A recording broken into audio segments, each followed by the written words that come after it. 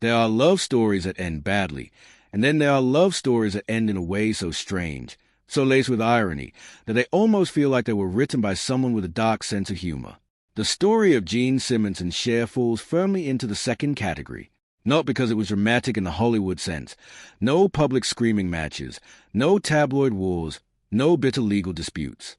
But because the way it ended revealed something about Gene Simmons that even he didn't fully understand about himself until decades later, when he was standing at an altar in Beverly Hills at the age of 61, finally doing the thing he had avoided for his entire adult life.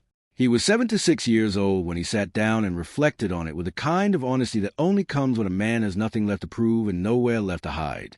And what he said, spread across interviews, a memoir, and candid conversations that his wife Shannon Tweed has corroborated in her own words, amounts to one of the more remarkable confessions in rock and roll history. Not because he admitted wrongdoing, though he did, but because he admitted fear. And for Gene Simmons, a man who built an entire career on projecting absolute confidence and total control, that admission cost him something real.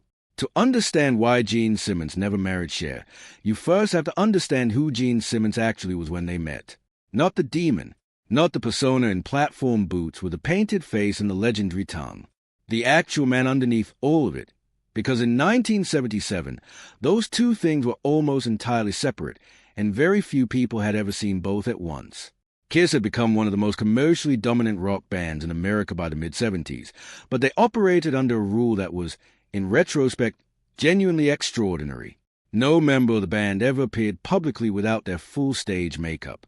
Not on television, not in interviews, not in photographs. The faces of the four men inside those costumes were essentially unknown to the general public. Gene's character, the demon, with his black and white face paint, his fire-breathing theatrics, his 7-inch tongue, was one of the most recognizable images in rock music. But Gene Simmons, the human being, the man born Heimwitz in Haifa, Israel, who had immigrated to the United States as a child and grown up in Queens, New York, that person could walk into a grocery store in Los Angeles and not be recognized by a single person. That anonymity was not accidental. Gene has spoken at length over the years about how deliberately he maintained the separation between stage and real life, and how much that separation meant to him creatively and personally. The demon was a performance. Everything else was just a man trying to figure out who he was outside of it. And outside of it, Gene Simmons was, by all credible accounts, someone who would have surprised people expecting the rock star cliché. He was a voracious reader. He was financially disciplined in an industry notorious for burning through money. He spoke multiple languages.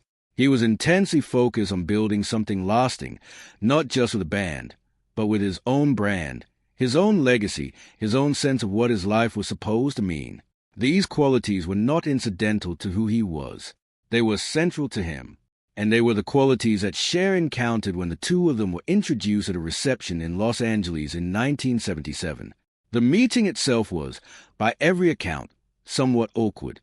The reception was hosted by Neil Bogart, the head of the record label Casablanca, which at that point had Cher among its artists.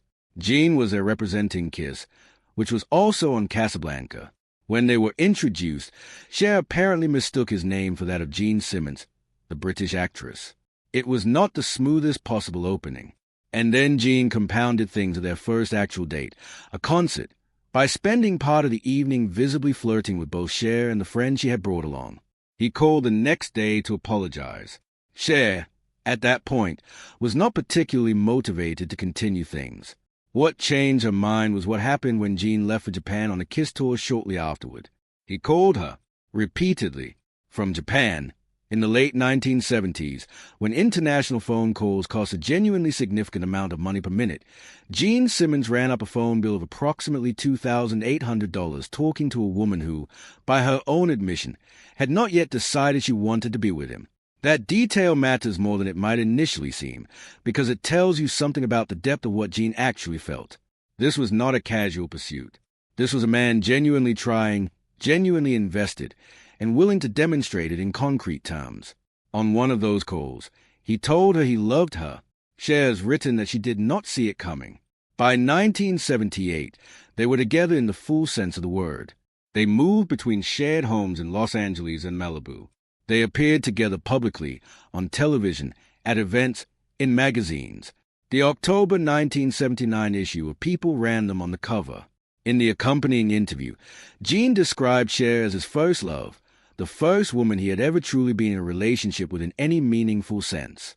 He said he had never before had a steady girlfriend, never lived with anyone, never experienced a kind of sustained intimacy that their relationship represented. He praised her children. He praised her intelligence. He spoke about her in terms that were, for someone of his public persona, startlingly unguarded. And Cher, for her part, said something in a separate 1979 interview that is worth considering carefully. She called their relationship the best she had ever had with another human being. Not the most exciting, not the most passionate, the best. Cher, at that point in her life, had been married to Sonny Bono, had navigated one of the most complicated professional and personal partnerships in the entertainment industry, had then married Greg Allman, and had come out the other side of both experiences with a very clear-eyed understanding of what she did and didn't want from another person. When someone with that much experience and that much intelligence calls a relationship the best she has ever had, it is not a throwaway line.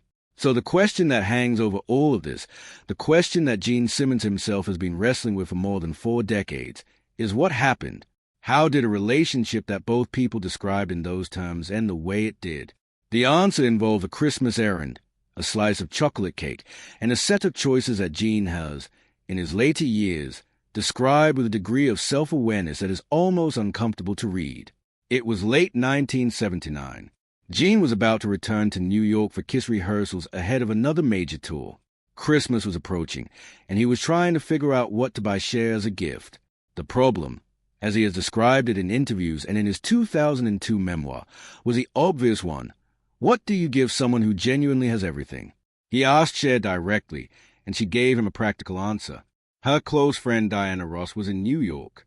Cher suggested that Gene call Diana, explain that he was Cher's partner, and let Diana take him shopping. Diana would know what Cher would love. Gene called Diana Ross. He mentioned Cher's name. He was invited over to Diana's home. And what happened in the weeks and months that followed is something Gene has never tried to excuse or minimize, at least not in recent years. He has described walking into Diana Ross's apartment and being immediately struck by her presence. The two began spending time together. They played racquetball. They talked. And gradually, a friendship that had been constructed on entirely innocent foundations developed into something that crossed a line that Gene knew existed and did not stop himself from crossing. By the summer of 1980, it was in the press. Gene Simmons was living with Diana Ross and her daughters. Cher was, in at least one documented instance, at a Kiss rehearsal at the same time as Diana Ross, a detail that, when you sit with it for a moment, reveals a particular kind of chaos that Gene had created by failing to be honest with either woman about what was actually happening. The friendship between Cher and Diana Ross, which had been genuine and long-standing, did not survive. It ended permanently. Whatever civil surface existed during those overlapping months concealed damage that neither woman has ever suggested was fully repaired. Gene has spoken about this period with increasing honesty as he has gotten older. He has used the word self-absorbed. He has used the word disrespectful. He has acknowledged, without apparent offensiveness, that he had something genuinely rare and handled it badly. In a 2023 interview with The Guardian, at the age of 74, he reflected on the person he had been during those years and described behavior that, by his own measure, he found difficult to look back on without embarrassment. Not the kind of performed embarrassment that public figures sometimes employ, but something more considered and more real.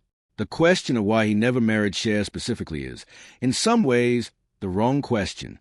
Because the more accurate question is why Gene Simmons, for nearly 3 full decades after Cher, never married anyone.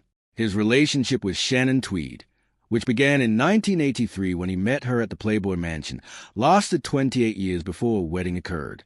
Shannon Tweed is a Canadian actress, intelligent and direct, and she has been candid over the years about what those 28 years actually involved. Gene, by his own admission, continued for a significant portion of that time to behave in ways that most partners would not and could not tolerate.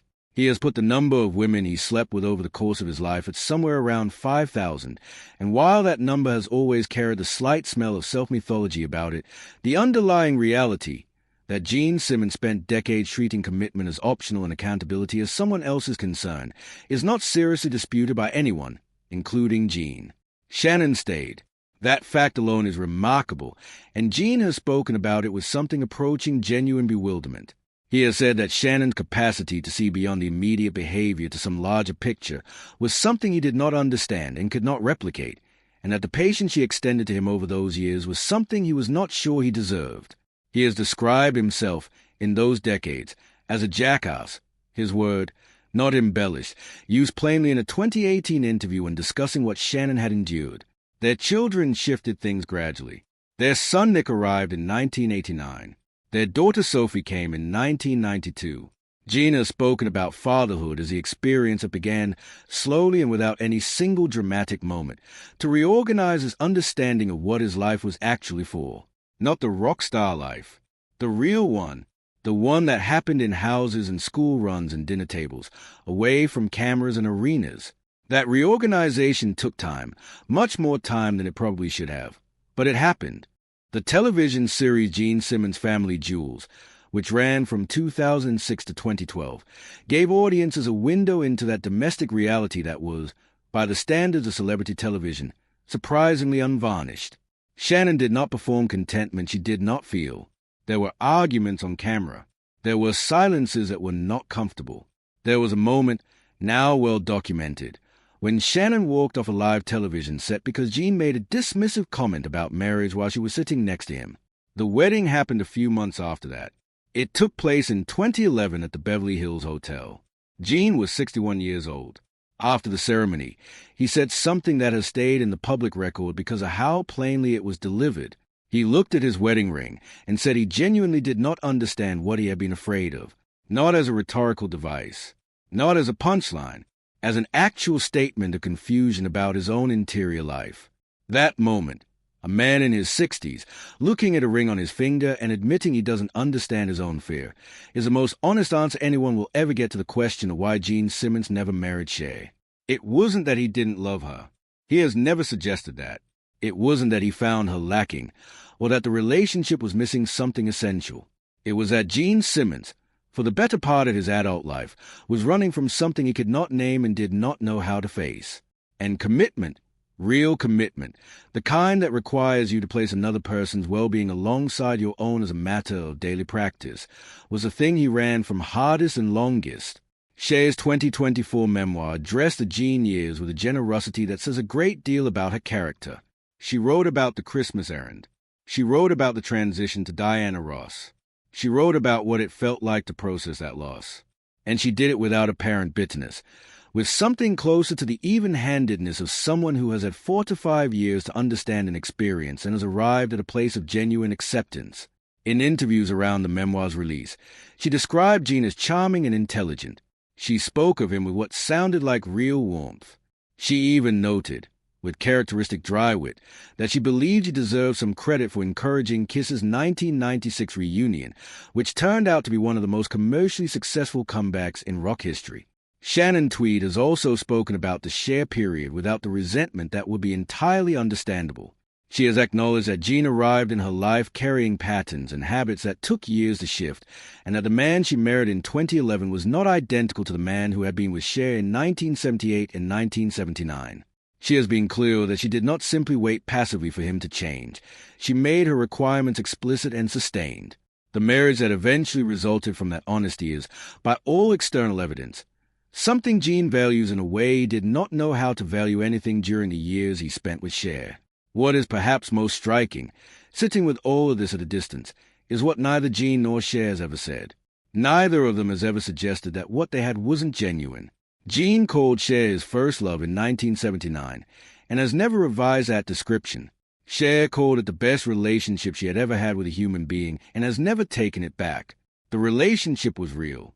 The feelings were real.